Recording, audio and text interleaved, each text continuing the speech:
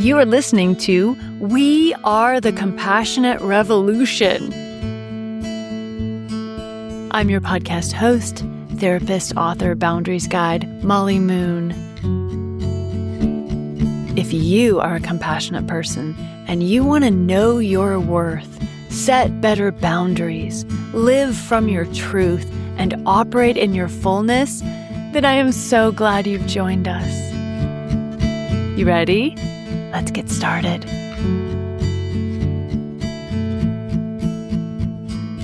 I am here with you all today with a special guest who is dear to my heart, somebody I admire very deeply, Melanie Griffiths, who it's been like 4 or 5 years, met through the magic of this wild thing called the internet, even though we live on other sides of oceans.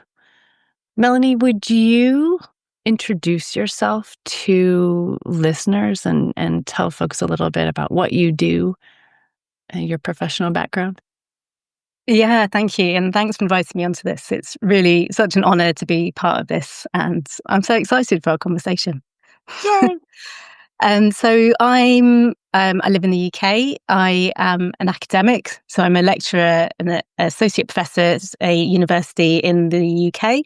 And I've been researching questions around borders and migration and citizenship for about 18 years or something. And mostly that's been researched, but I've also volunteered and I've worked in different parts of the system and spoken to an awful lot of people, both people who have moved and people who in various ways are part of the system of managing migration. So quite a range of different topics within that broader frame of migration. It has been a massive issue. It is currently such a very hot topic right now, especially so I think with the advent of these magical little things called our phones with video cameras, where we're seeing a lot of languaging around immigration, what that means. We're seeing a lot of people being treated very badly. We're seeing a lot of justification for why people should be treated badly. There is, I know over in the UK, there's other stuff going on that's similar in the United States. We've got all sorts of stuff happening right now. What a beautiful time to have you on, Melanie, because I just remember us talking in real life, and you're talking about what even, some of your own family members get, the information they're getting through TikTok, through whatever their social media channels are about human migration and what it means for them and what it means for that area and how they should think about it. The information regular people are getting can be untrue. What would you say? So I remember you saying at the time, I wish I was really good at TikTok because somebody needs to be sharing truth here because these lies are done in such a way that's so believable. Yeah, it's, migration is always timely, is the phrase that used a lot in academia. And it feels never more so than at the moment. And in so many countries, and the US, obviously, there's a lot going on around migration at the moment, and also the UK and so many countries. And yeah, I remember that in the summer when we met and realizing as I was journeying over to Alaska and unwisely looking at social media at the same time of a very long 3-plane 30-hour journey. And realizing that, or feeling that I was suddenly talking to the wrong people, that I'd spent so many years talking to other academics around migration. And I talked to a lot of academics who work in all sorts of different places and aspects of migration, and we have different views on things, but generally a lot of the kind of facts of the case we agree upon. We can see what's happening, what isn't. You all know the facts. You actually know the facts of the case. Regular people don't sometimes. Yeah, absolutely. Yeah, based on interviews and talking to people, or based on looking at the figures and the numbers and, really deep research and knowing a set of things that we can, I think, call facts. And then realizing that this kind of alternative discussion was going on social media and media and politics that was so far removed from the reality of how these systems work. And this kind of sudden feeling I had of that I'm been talking to the wrong people. I've been talking to people that know the information already, and that generally we're having conversations where we agree with each other. And actually, there's people out there in public, and also, in our own families, my family, that I'm obviously not having these conversations with, and not managing to get through the reality of what's happening, and feeling that was really where I need to put my energies next, as uncomfortable as that is for me. Would you give us, from your perspective, I know it's hard to sum it up in a short amount of time, but migration in general, what do regular people need to know about human migration? I think there's a lot of myths around migration that, to some extent, perpetuated on purpose, that are not true, and that we can talk about. The thing I'd really like to start with, actually, is just how normal migration is, and that we have been moving since way before we were Homo sapiens and this species. And moving is what everything does. Plants, animals, ideas, energy, everything moves. And actually, the idea that humans moving is a problem is bound up in power and money and all sorts of human kind of level drama. But the basic fact that people move is normal and isn't going to change. I mean, there'll be changes in quite who gets to move and how far they move and where they move and how much danger they've got to be in that movement. Those things change. But the fundamental idea that some people move is just a fact of nature. And what borders do is just increase or decrease the risk for different humans in so doing, but they don't stop movement. And I think, if we look at North Korea, even they can't stop people leaving. Actually, there's a limited amount we can do to stop people moving. We can just make it more or less dangerous, basically. So I think that's where I'd start. Wow. Yeah, I love history. I can't believe that just blew my mind. It says something so powerful about how we're trained to think. Because when you said it, I'm like, duh. And why do I just feel like I had an epiphany while I was listening to you? We're so trained to think of the norm is stationary. Movement is odd, but the norm is stationary, stay. Yeah, absolutely. I mean, if you look really far back, sort of, Neolithic and previously, humans moved huge distances. It's things like agriculture that meant people stayed more, but they were still often seasonal. So they may stay for part of the year and move around and have their social life other parts of the year. And it's really only when you get sort of, kings and monarchs and lords and kind of power systems where people's movement suddenly becomes something that seems to be something that people in power should control. And then a lot of that has been about stopping people moving, and particularly poorer people, making sure they can't move. Why is it advantageous for somebody who wants power to have people be restricted from movement? Various reasons, but a lot of it has been things like taxes and military conscription. So as you start to get states being created, there's a need for them to take money and resources out of those people and to be able to have them as their fighters, basically. And so being able to move was increasingly then as a mark of privilege of being a trader or a monk or part of the nobility, and then you're allowed to move. Wow, because your movement actually helps keep everyone else staying. Since you're bringing some goods in, for example, if you're a trader, you actually help everyone else stay put. Yeah, that's a really That's interesting way of allowed. putting it. Yeah. Wow. And then you start to get states actually being created and borders. And these are really recent phenomena, really only took a couple of 100 years from the nation state as we know it now. And the modern passport was only developed after World War One. So we're talking about 100 years or something for the passports. There are things before that, like a little bit of paper from a king saying, yes, this person can travel to the next monastery or something, but that's not a passport. So there's kind of a longer history of documents that meant some people could move. But an actual passport is much, much, much more recent, really just about 100 years old. A nation state's not that much longer, really. So the fact that people move is ancient and part of our DNA. The idea of nation states and borders is a really recent human invention. And then once you have borders, then you can have migration. Then it's a thing, migration. Before that, it's just people moving. But once you've got borders, then you have people who can and can't cross borders. And then you have the creation of migration. And the citizen then becomes also part of what's sort of imagined as a type of human from this system of borders and nations. So wild. It's really the micro and the macro. We have a micro view of migration, human migration, in our short little lives, because our short little lives feel very long.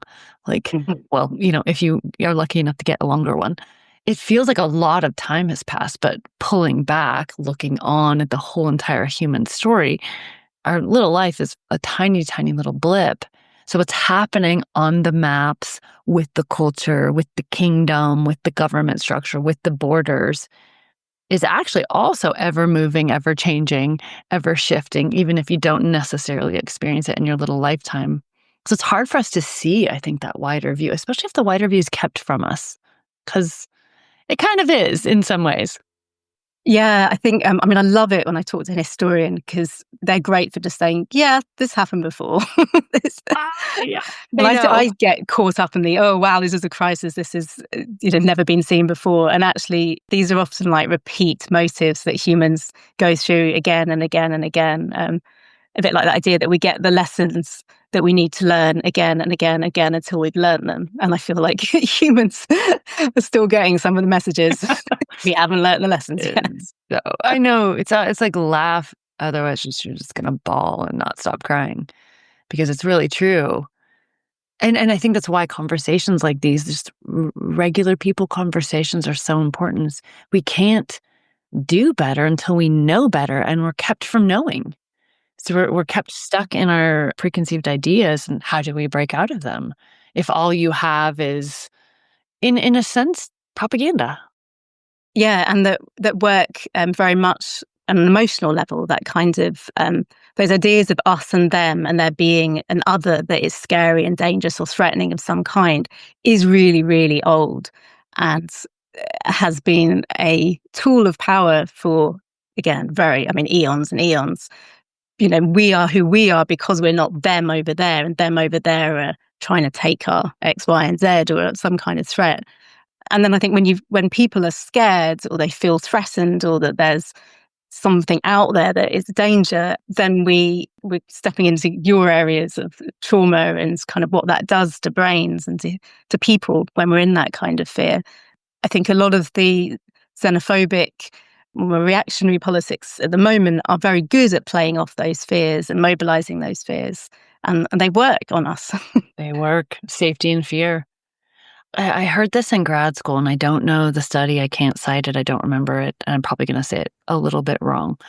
But this particular class where the study was talked about, I believe, was something along the lines of race, class, ethnicity, gender, just the important stuff for counselors to know going into different settings. It talks about looking at human collectives in the same way that we would look at the immune system.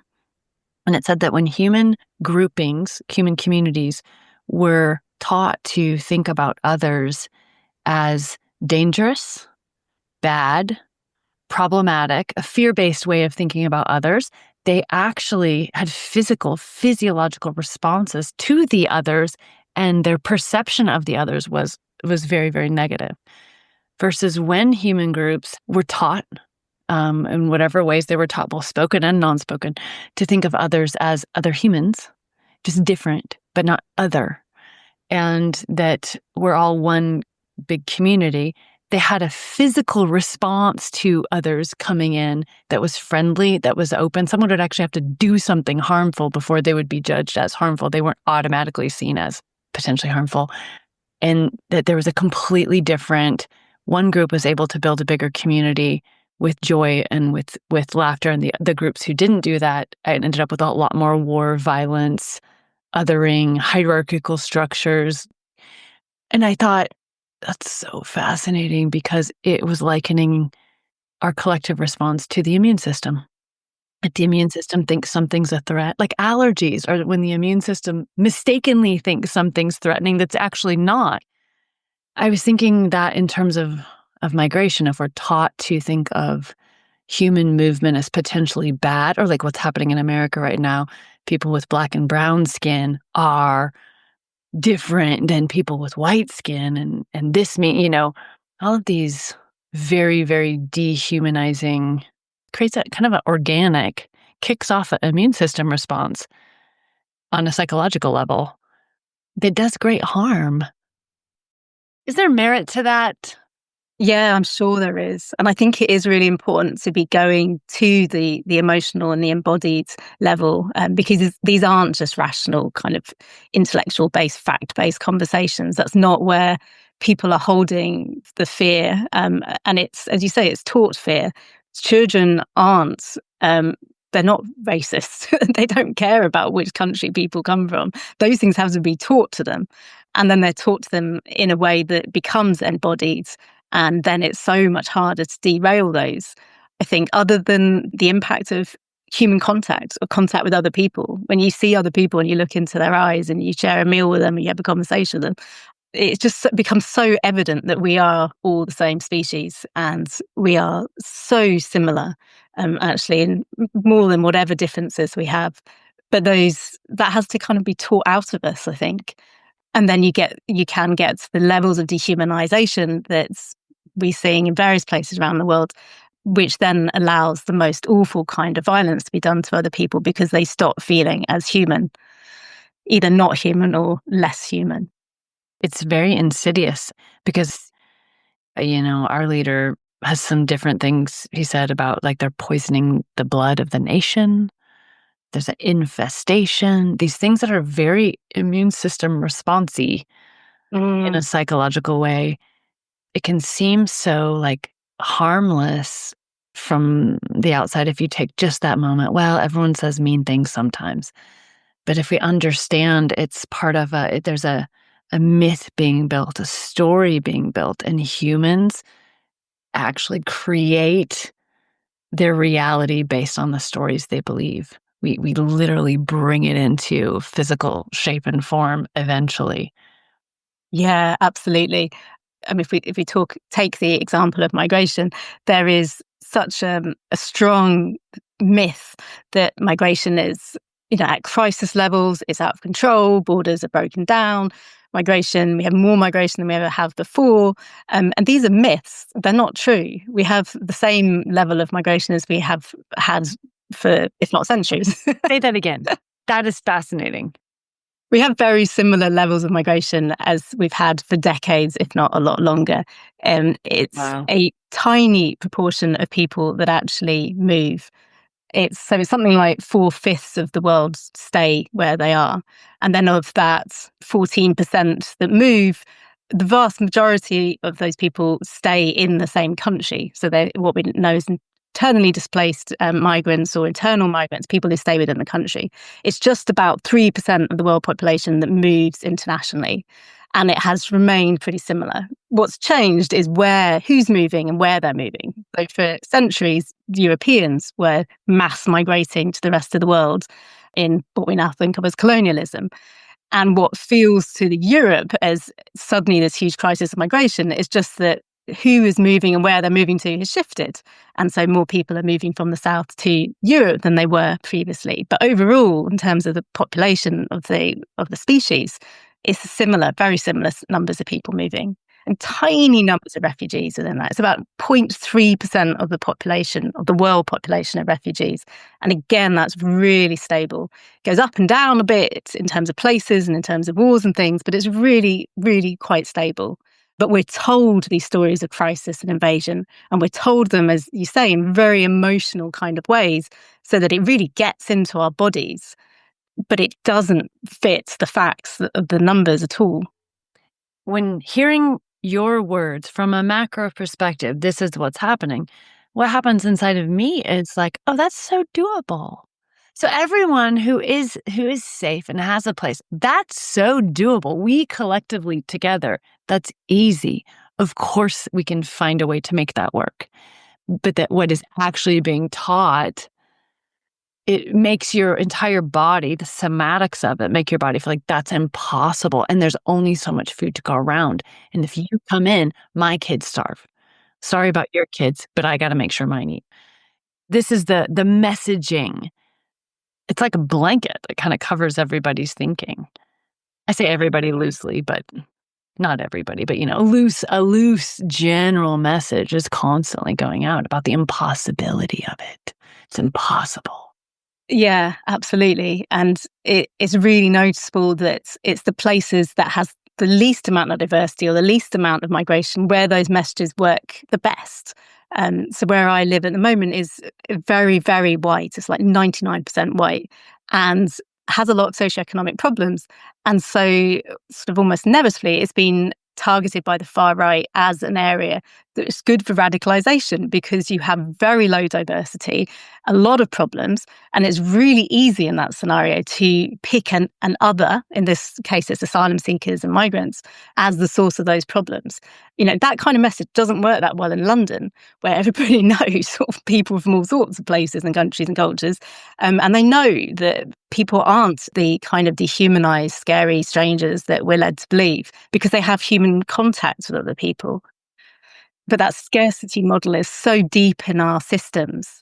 And I think that really ties in with capitalism, the system that we have of profits and money making, which is dependent on the idea that there isn't enough to go around on this incredibly abundant planet that we have as a species, but that there's somehow not enough, and that we're all having to fight, and we're very competitive, and we're going to be screwed over by other people unless we're fighting for ourselves and our families, which is again a very strong myth. Well, and it even looks true in a lifetime because, for example, somebody goes in, exploits the land, exploits the resources, takes everything away. See, look, it is scarce. There is a scarcity of resources, but there's only a scarcity of resources because of what was done. And even I always think that's so interesting because of the exploitation, the colonization, the destabilization in order for certain businesses to extract resources. Why, for the United States, for example, why is there migration of families trying to find a way for their kids to live? Why are people trying to come in? Well, a lot of times it's because of problems. If we knew our history, it's because of problems that that very nation created. There's a really good slogan from some non-documented groups, which is "We are here because you were there."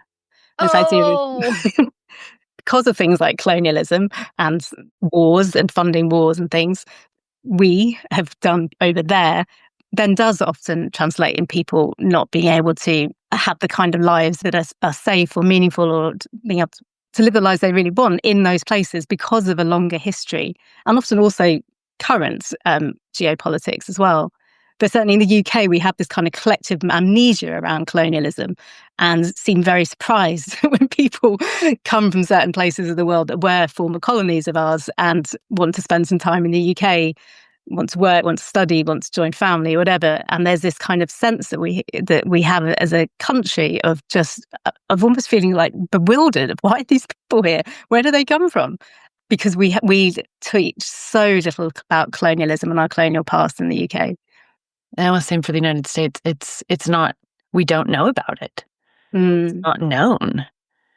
Because if we did teach about it, the things that happen and why they happen and what was done, then we would change. It wouldn't be okay anymore. And there would be some form of whatever reparations can be made. There would just at least a deep honoring of what happened and a learning from it so that it couldn't happen again. It's such an important part of the story, which is why we're having this conversation. Just even this conversation alone is like, oh, it helps change our story. There's a good argument that some people make that we could think of migration as a kind of reparation for the past and for colonialism and expropriation. And actually, people migrating to former colonies might be part of that, of putting right some of that loss and plundering and genocidal torture that we did. But that seems quite far away from where we are politically at the moment. But I think it Yeah. makes sense. That would be a healthier psychological and collective framework to view migration with versus what is the common idea now of that it's wrong, that it's a danger, that It's it's an the invasion. word exactly, invasion, infestation, all those very dehumanizing words. And I think one of the other reasons we're not taught much about colonialism is because a lot of colonialism and slavery and the kind of violence that's done to indigenous populations, as part of that, there had to be this new myth of race and this idea that there are races of people and they're different people and they are on a hierarchy and all those kind of ideas of barbarism and civilization and those kind of ways of understanding humans and differences. That was kind of part of what needed to be created in order to make colonialism make sense and to make it okay to do the kind of things that we did under colonialism. Because there didn't used to be any such thing as white. White wasn't a thing until it got made up. Yeah, these things are made up and they were codified in law and they were created, they were sort of deeply embedded into our social systems until now they feel like facts and they feel like just natural laws of the world. But they're not. They're myths and that we created as humans and not that long ago that we could, just like borders and nations, we could do differently. We choose not to, but we could do differently. So empowering because you can't do differently if you think something is just the way of it, the truth. But the plane of possibilities opens up when you realize, oh, this is just one way that humans literally made up. Yeah, and usually made up for not very kind reasons. Exactly. Humans have this way we just kind of follow the herd. We're so amazingly complex, but each one of us is only one little person, so we can only be good at so many things. So when you have leadership or whoever's in authority or power singing, saying, speaking these stories, here's who you are, here's how the world works, here's what all these things mean, you're kind of like, well, I'm just one little human and I'm only here for one little lifetime. I literally don't have time to study all this stuff. So I'm going to accept that and follow the flow of the herd going this way. And humans have done some really cool stuff that way. We've also been part of some horrific atrocities because of that. We need new stories, new understandings so badly. Yeah, we do. And I think you're right. The first step of it is to see that the systems that we live in are human made systems and therefore our choices and constructions, then we can do things differently.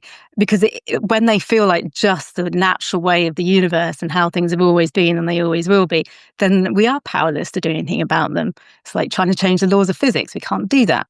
But when we think, oh, no, okay, borders, passports, the concept of race, capitalism, whatever, these are things that we collectively have created and that we continue to reproduce and sustain. And we don't have to. I was just talking with some friends this morning over coffee before I got on here with you. We're talking about sort of similar topics about how powerful we are, actually. If one person goes, you know what, this is made up and it's actually silly and I don't want to do it anymore, well, that person's going to be in big trouble. They'll be smushed somehow, or everyone's going to look at them like you've completely lost your mind. History's full of actually people kind of stepping up with their heads out of the herd saying, wait a minute, this is not the way. And what sometimes we literally do, often we kill them, the herd kills them, but or whoever's in charge is like, get rid of them. They are wrecking the flow here and I'm making money or getting power or getting, I'm harvesting resources off of everybody going this way. So let's get rid of them. A lot of times they might even get turned into a religion or, a something, but they're sort of defanged when that happens so that there can't be too much change that happens. And I think for us as compassionate people, one of the most exciting things happening right now is there's a whole bunch of us and we're waking up to these things. And then each of us in our own respective sphere, we actually have the power to be change agents in this really beautiful way because it's not just you, it's not just me. There's a lot of us now.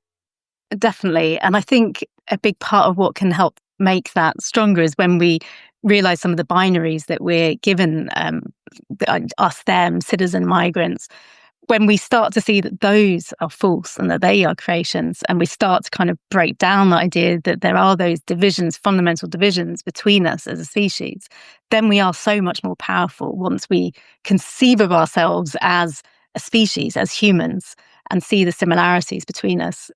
a big part of what I try and do in my migration work is really challenge the idea of migrants and citizens as two mutually exclusive categories. Because again, it's a myth. It breaks down. As soon as you start to look at it, those things break down. And actually, you start to see how similarly both sides of a binary tend to be disciplined and policed, but are told that they are very different groups, or they're in competition, or one's danger to the other. But actually, we are all humans. And I think it's really telling that all of the world religions and psychedelic experiences and all of those things point to the connectedness of us all. And I think we know that deep down in our hearts, that we are all connected and we are a species. I think what I feel for me, the reason it is so easy to lean right back into nation, this is the way, the world needs to work like this, these are the borders, capitalism is the best, all those sort of things. Like it's because I think we don't know any other way to be. And so it feels like, yes, yes, yes, this is true. We are all one. We're humans. What if we built a better world for humans? What would that look like? A world that honors humans, and it's great to have a baby in, and great to die in, and great to have your entire lifespan in. What would that be like? And then comes the fear saying, yeah, well, how would that work? And somebody would take it over, and that, oh no, what? And you as a human being, from that fear, your nervous system goes, oh, let's go back to what we know, though. That's safer.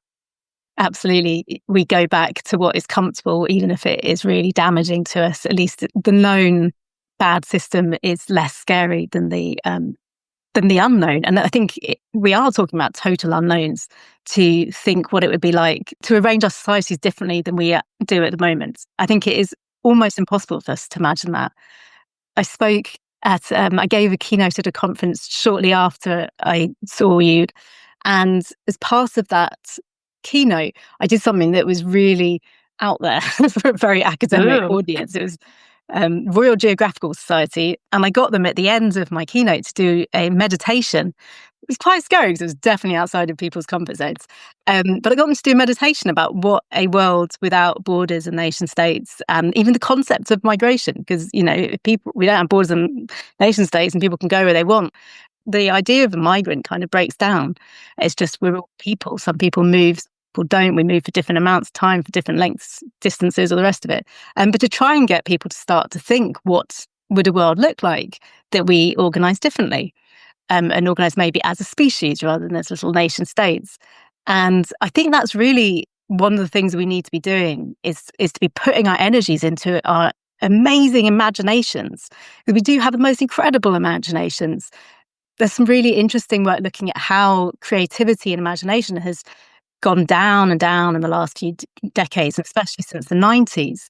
And then particularly with technology and things, and the amount of doom scrolling we do, and less, and the amount of work we do as well. This idea of kind of grind culture, that we're constantly having to work, and if we're not working, we're not worthy, we're not productive. And actually the importance of daydreaming and thinking and creativity and talking and just playing around with ideas, we need it now more than ever, because on so many grounds we need to be rethinking what feels like the impossible and doing things differently.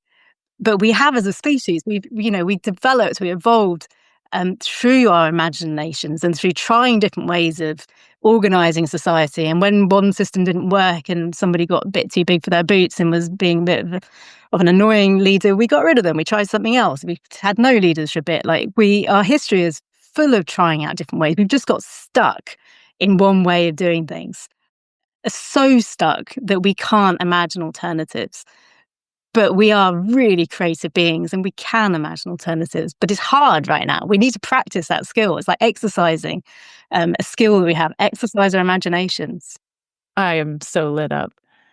I was at this really amazing event, and I sat next to one of the professional makeup artists who does stuff for Star Trek. It was so fun. Cool.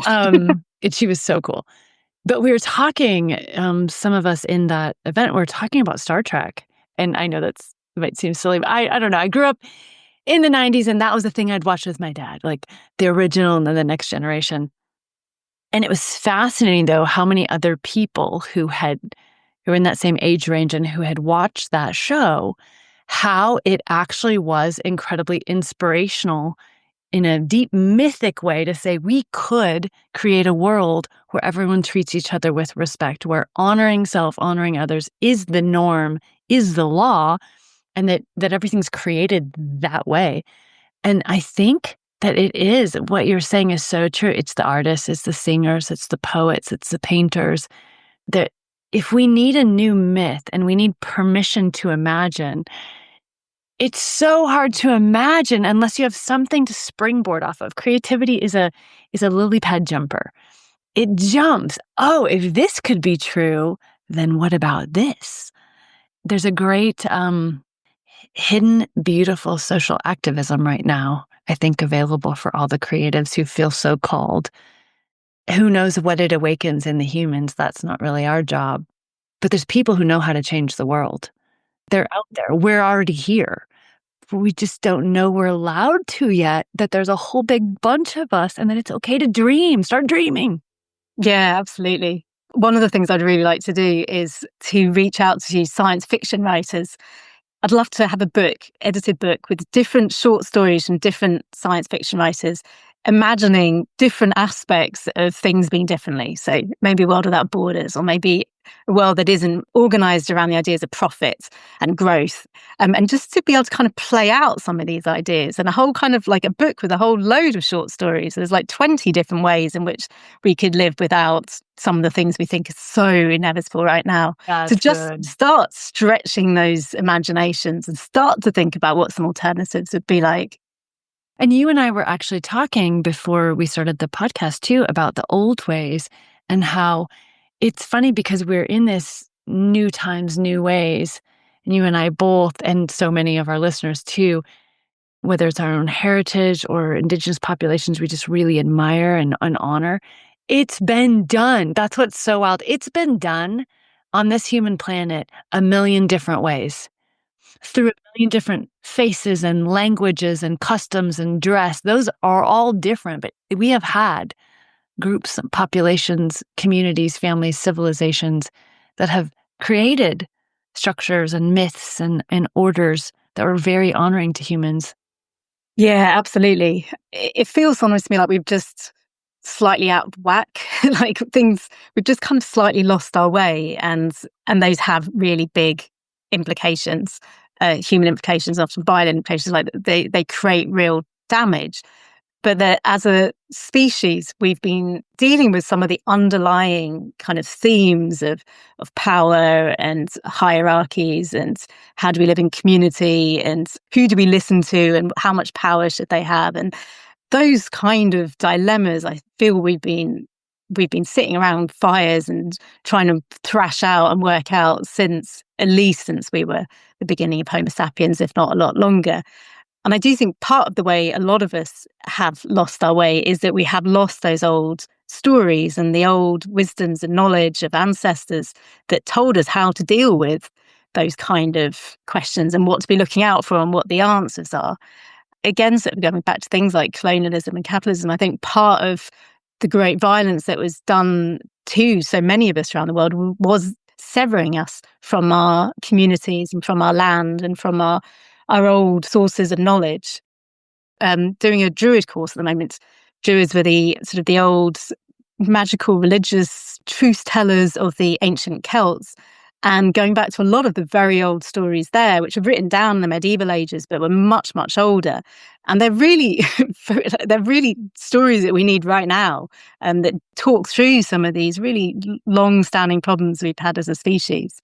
And I just feel like we need those old stories more than ever, even if they're hundreds and hundreds of years old. They're sprinkled all around the globe too. It's amazing. Yeah, absolutely. It is funny because all of us came from various forms of small group pasts.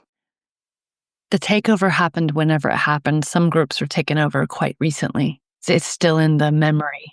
And the ache, the acute trauma is still quite present. You know, there's very recent violence, but of note, the violence has been an ongoing, speaking in terms of Western dominant culture, it's been going on for a long time. And we all have these roots in something else before this happened, and we think it's who we are now. But even that was given to us. It was made up. Yeah. At the moment, the UK is in this kind of place of really talking about nationalism and flags and borders. And yet we're a country that has always been so diverse, so mixed. And we developed out of waves and waves of people moving. And some of those as invasions, and some of those as people fleeing for safety, and some all sorts of ways that people moved. But it seems strange to me that we have forgotten that on this land, and certainly forgotten our colonial past.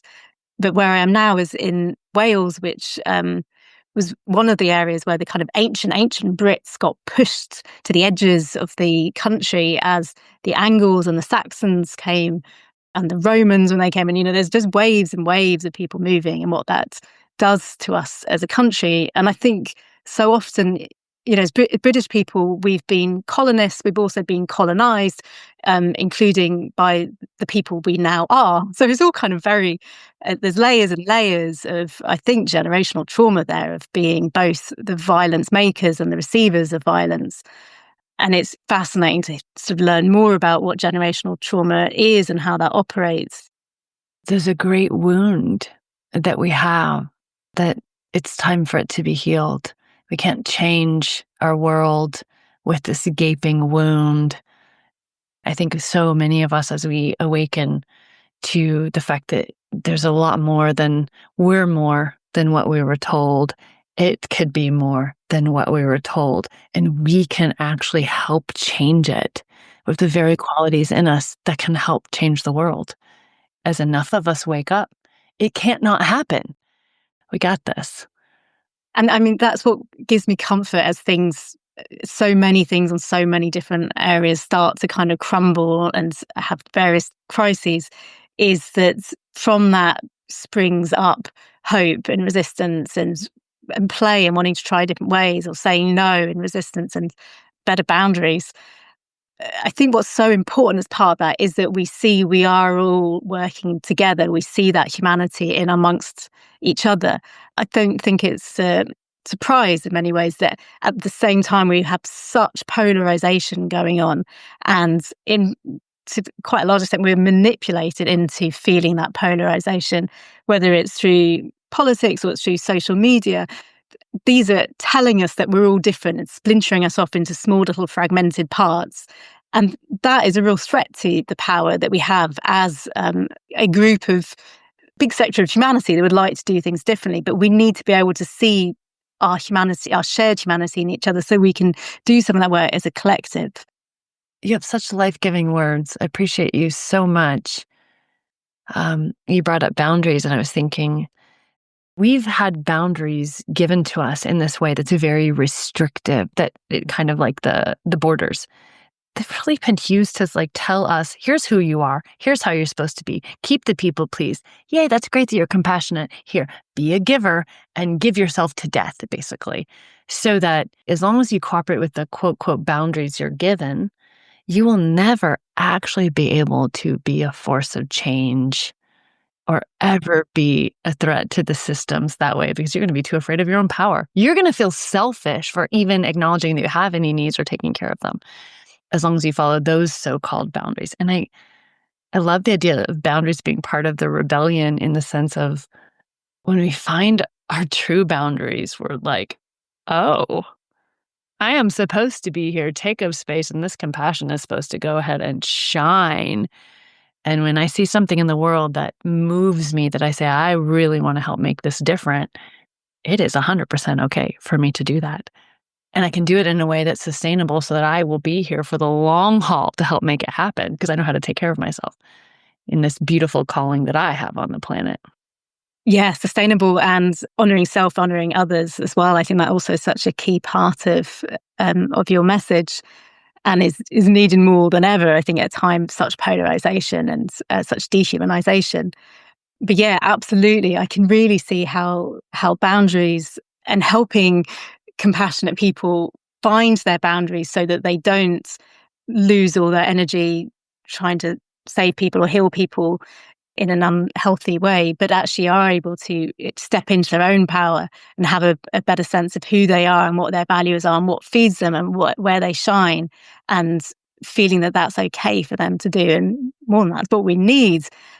And that certainly taking your boundaries course was such an important part of my journey of being able to step away from putting all my energies into an abusive relationship and into trying to save or heal one individual, and actually kind of realigning my boundaries better so I wasn't just exhausting myself in that way, and then being able to see how do I want to live my life and all sorts of aspects of my relationships, my work, my time, my energies, where I want to put those energies, and how I want to do that in a loving, self-loving and loving to others way.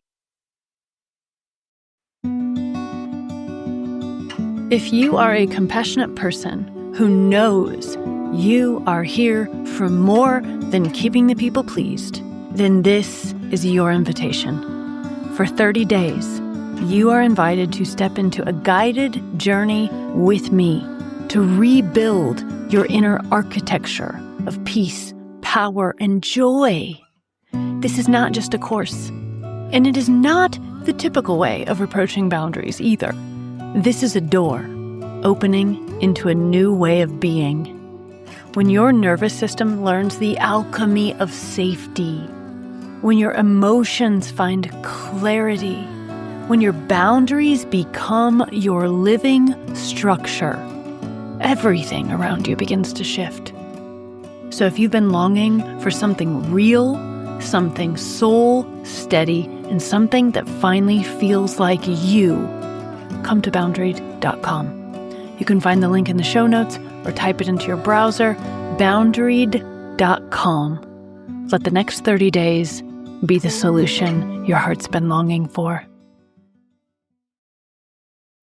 I see that in just so many of us around the world, and it's like we're being siphoned into these causes or relationships or people. Nothing against even the people. Like, we all know that people who are behaving abusively, they're people too, and they're stuck in some sort of rut too. So I don't mean it disrespectfully, but it's more like, is that what we're called to be doing? Is that what we came here to live our life to do? And is it doing any good to be siphoned that way? Do we see, like, is it doing anything for anybody? Because it just kind of keeps us locked, for the most part, in a deep cycle of misery with no out. And our own life force just, it's like steadily dims. And like, I get so excited about it. What if we all find ourselves, release ourselves from the things we were never supposed to be siphoning into, have a period of healing up, because a lot of times we need that. I mean, sometimes someone's just ready to go right off the bat, but sometimes there's a period of like integrating, centering, finding. And then what I find happens so often is there's a real sense of, oh, I need to do this, or, oh, I'm going to focus on this, or this is where my power is supposed to be focused. But it gives joy instead of siphoning when it's the thing we're supposed to be doing. It's nourishing. It's so weird. You're giving so much, but it's so nourishing. It's been such a privilege seeing some of the people going through your course go through that transformation. It's been incredible. I mean, and I feel like I've gone through it myself, but watching others and seeing how many people are stepping into their own person in that way, it's been so inspiring. I really enjoyed watching that. Yeah, it is the graduate community. It is a joy. Ah. Where do you sense yourself going with the beautiful work you've done on migration so far, the things that you know that the regular people don't know, your heart for the world and for a better world? Is it still kind of ambiguous, or is there a sense of direction that might be coming your way in the future? It is coming there slowly. I'm getting kind of ideas of where I'm going. So I've spent a big chunk of my career working on migration and talking to other migration scholars primarily, and some policymakers about migration. I think I've increasingly coming to the realization that the migration thing is a bit of a distraction, actually. And there are things underlying it, systems underlying it, that are the core issue that we need to be looking at and talking about and rethinking. And the migration stuff is a kind of a symptom. But by putting all my energies into thinking and talking about migration, I'm kind of feeding the myth that migration is out of control and it's scary and it's dangerous. We need to do something about it. I'm kind of feeding that idea that there is a problem and it's called migration. So I somehow want to step away from that. I think migration, there's a reality in that immigration systems really affect people's lives and rip apart families and all the rest of it. So there's a reality to it that I do want to be doing things about. But talking and studying migration, I don't think is the way for me, at least anymore. About a year or so ago, there was part of me that just wanted to give up my job, to resign, and to see what was next.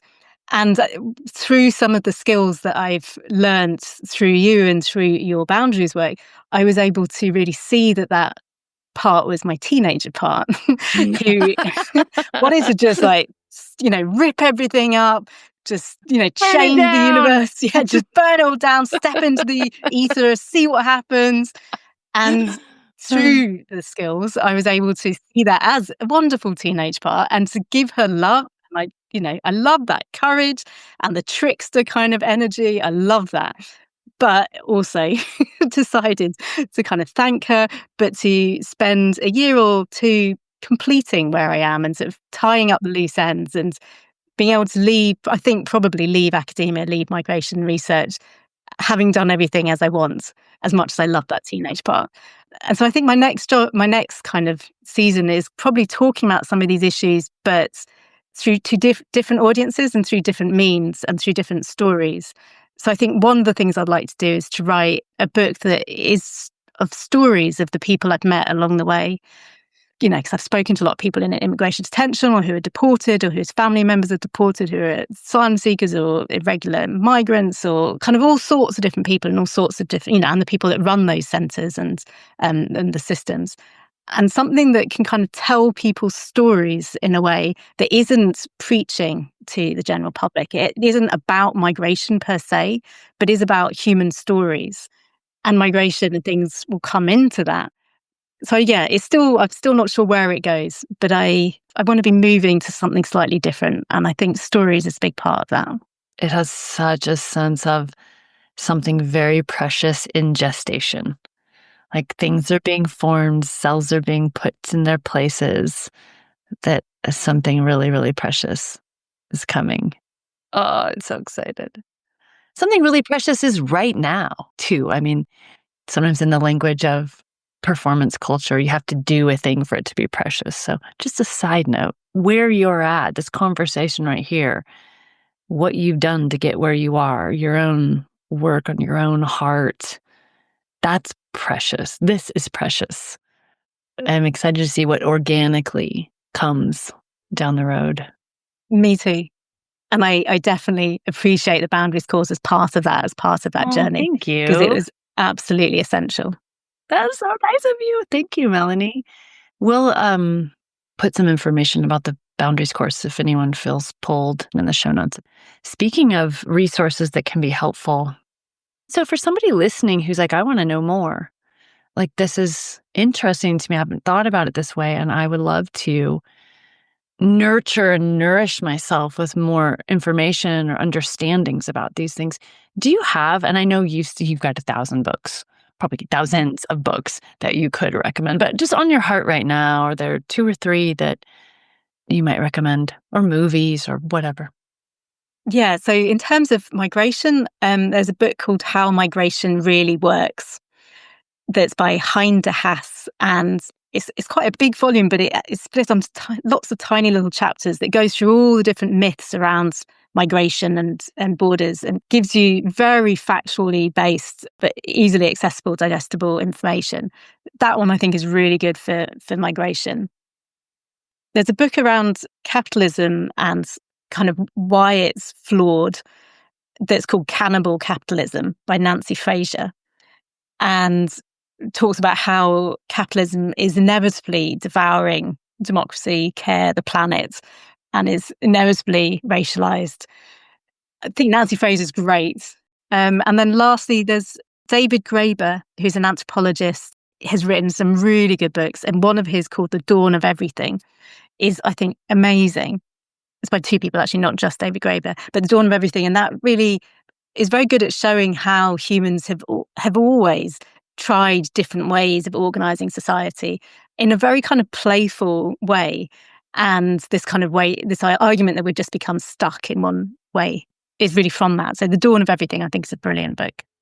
Oh, all three books have a general theme of kind of like shaking off the sludge of the brain that kind of stuck, like the sludge like got baked in the sun and dried.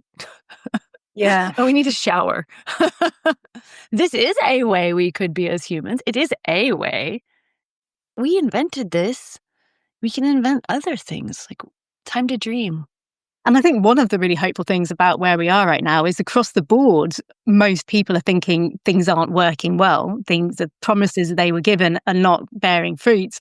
The systems they believed in aren't working. Like, maybe we're coming up with different ideas of why it's not working and where we should go. But that general sense of this is not right, things are not okay, that's shared across humanity, I think, to quite a large extent. And that is hopeful, actually. At least we all kind of recognize there's a problem, and we're beginning maybe to recognize what the problem is. Yes, I Then we so just need to work out agree. solutions. It is so, I mean, with great, and I know you share it, of like horror and sadness for whoever just got wiped out just 2 seconds ago while we're talking, it's like all the houses of cards are falling and it's horrific. And there's also this other piece of it that for everybody who is kind of in a little bit of a cozy nap state, could wake up, could not wake up, I could just keep napping a little longer. It's so bad on a scale that is visible to us all because of technology. I mean, it's been terrible before, but it wasn't, we didn't know. Depending on where you lived, you might not have any idea of what's going on. But now, because of these little phones and the fact that people can video and show and talk about it, and all these stable, quote, quote, structures that were bastions of how humans work are all crumbling, we are all being forced into time to wake up. The alarm clock is going off now. It's not a pleasant ring. And there is hope within that. It doesn't always feel at all nice or hopeful, but there is real hope in that. Exactly. If we stay asleep, this awfulness just keeps on going, munching, munching, munching, munching, devouring, devouring. It hasn't been a good sleep, actually. And if we wake up, it's just so cool. Like, we really are creators. I mean, all of human history, like, we've been making it all up. Yeah, this is You where we know? need a historian to come back in and go, yeah, we've done this all before. There's always been some Yes. kind of oligarch of power that's turned up, and we've had to like push them back again. And then after a few years, they come back again. Like, we've been doing this for a long time. It's on a different kind of scale with things, technology and billionaires and trillionaires and things. But the basic underlying issues are ones that we have faced before many, many times. What would you say to those of us who are just in the newly awakening process and it feels like it's just going to hurt for a long time? Does it get any better? Is there any point to this? Well, the first thing I do when I meet people like that is tell them to go on your boundaries course. That's very Ah! true. It's true. I can't tell you how many people I've pushed Aw, away. I don't know whether thank they've you. gone that way or not, but I think some deep grounding in healthy boundaries is one of the most important things. And healing, to the extent we can, the trauma that we carry, whether that's generational or from childhood or as adults. I think those kinds of healing are two of the most helpful first steps. Um, and I think one of the key messages that I've got from talking to, I mean, literally hundreds of people who've gone through different bits of migration systems, from all sorts of countries and walks of life and in all sorts of trajectories they've had. And the thing that has really struck me so much all the way through is how similar we are as humans. We all, we have lots of diversity in so many ways, but fundamentally, I just see how similar we all are across all sorts of experiences. And that, I think, basic truth of we are all the same, we are all connected, we are all species, and and the non-human as well, how connected we are to everything else. is just so important. And I think when I feel lost in the human drama of politics or whatever, I kind of going back to the groundedness and the nature and the connectedness we have with each other, with ourselves, with the sacred, with nature is a really important place to start and go back to again and again. Oh, so good. It's true. Nature knows. It's singing us songs if we just go out and listen. Thank you so much. Thank and you. Everybody listening, information will be in the show notes, the names of the books that Melanie mentioned. And since this was an unintended, thank you so much for your recommendation of the Boundaries class. I'll have our wonderful podcast producer, Jen Brown, put in the show notes a really special offer for if any of you guys would like to try the first month of the Boundaries program. I have a special offer for you, and the link will be in the show notes. Amazing. Do it, people. Do it. I can't recommend it enough. Oh, thank you. Gosh. Well, I hope you have a wonderful rest of your evening in the UK. Thank you. Morning in the US. Yeah, enjoy your day. Honor to talk to you. Thank you. My compassionate friend, I am so glad you're with us. We are the compassionate revolution. We are the change the world needs, and we're becoming it. If you loved this episode, please share it with a friend or give this podcast a 5-star review. I'd appreciate it so much. And if you'd like to get practical and work with me more closely on boundaries, you can come visit me at boundaried.com. That's boundaried with a D.com for amazing resources. Because this is how we do it. One action at a time. We are moving into our power. And I'm so proud to be in this movement with you.